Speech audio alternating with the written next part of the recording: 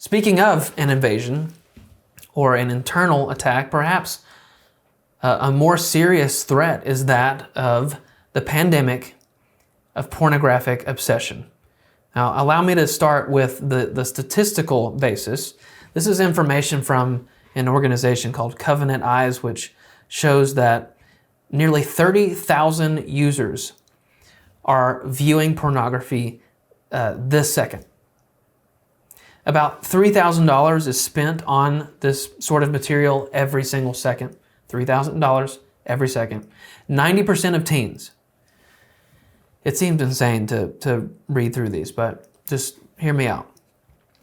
90% of teens and 96% of young adults are either encouraging, accepting, or neutral when they talk about pornography with their friends.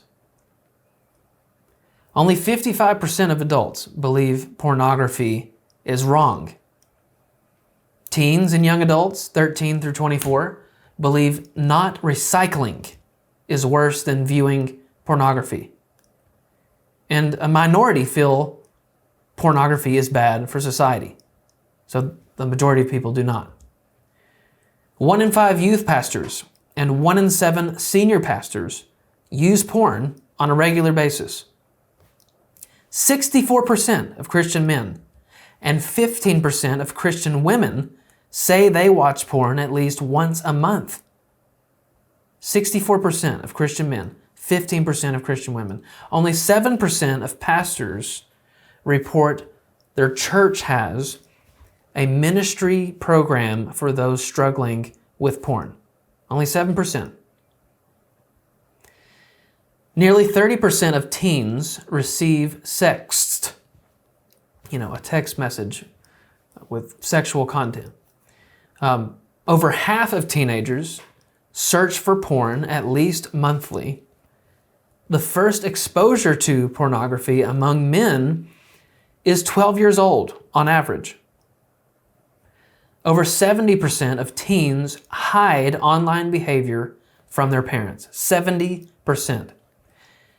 More than half of divorces, more than half, I think it's 56% of divorces, involve one party having an obsessive interest in pornographic websites. And I could go on and on and on and on about this marriage-killing, personally paralyzing, mind-numbing, sex-destroying, soul-wrecking, women objectifying, men enslaving, child trafficking, multi-billion-dollar industrial monster. So I will. This is the real pandemic. This is a real one.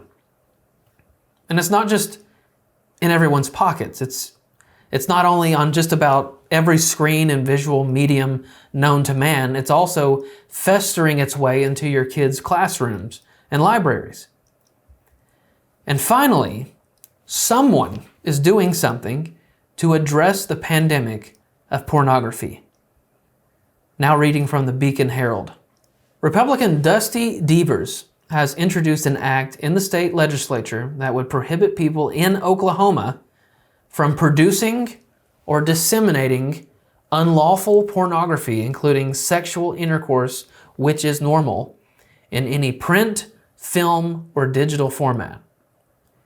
Each of the items of unlawful pornography are depictions of sexual conduct which are patently offensive under contemporary community standards in the state and have as their dominant theme an appeal to prurient interests in sex, the bill says. People in Oklahoma who act, photograph, pose, or model could be charged, including those who exhibit and publish pornographic content, and face up to a year in prison and at least a $2,000 fine. Now, even so-called Republican lawmakers and so-called libertarians will side with the liberals against this as some sort of protection against or protection for free speech. As if photographing yourself Having sex or nude is an act of speech. Give me a break.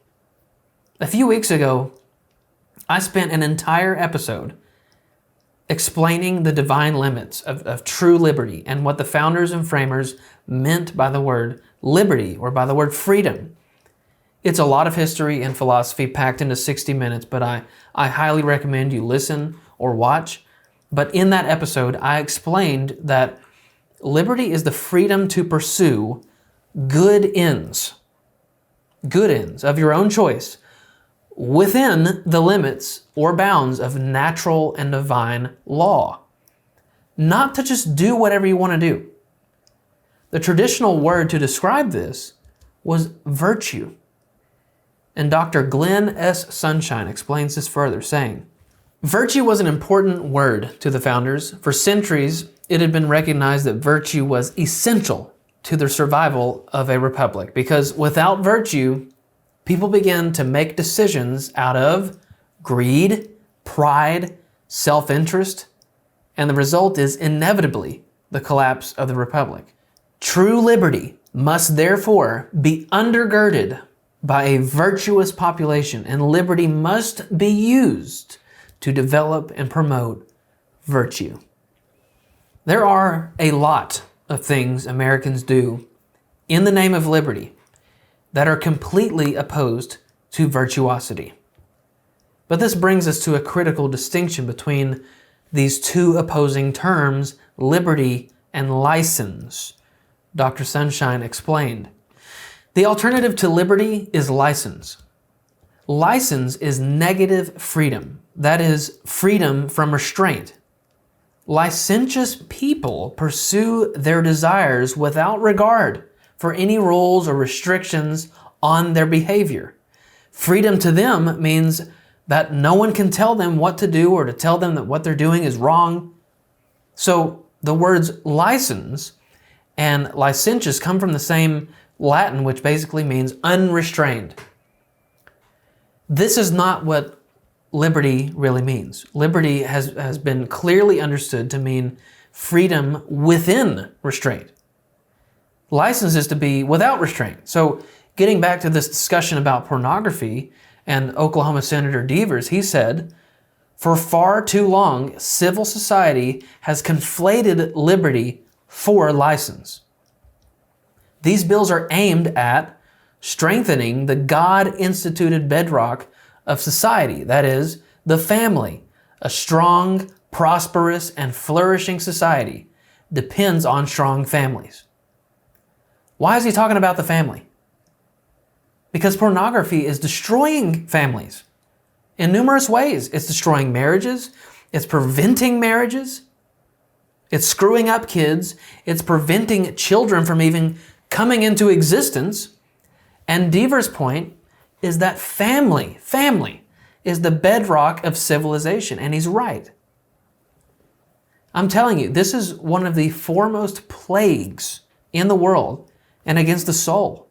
And hardly anyone is saying or doing anything to stop it. The Beacon Herald concluded with some of the specifics, saying, the bill also strengthens penalties for watching, obtaining, or buying child pornography. If found guilty, violators could be imprisoned for up to 20 years and fined up to $25,000, along with being registered as a sex offender. Repeat offenders could face up to 30 years in prison. Now, personally, I think this is great. And I would love to see this adopted, not just in Oklahoma, but across the fruited plains. Because it's not going anywhere. In fact, it's about to get much worse with the onslaught of things like virtual reality. So let's cut this off at the root and make the world a much better place. One of the best ways you can help our show, other than by sharing the content, is by picking up some We the Free merch at wethefreeshow.com. You can be the salt and light you are meant to be by wearing the Salt and Light shirt, or by sipping your coffee from the Salt and Light mug, or you can sport the God Bless America shirt, and of course, the classic We the Free crest tee. We've even got stickers and a Smells Like Freedom candle. That's right, So check out our new merch at wethefreeshow.com.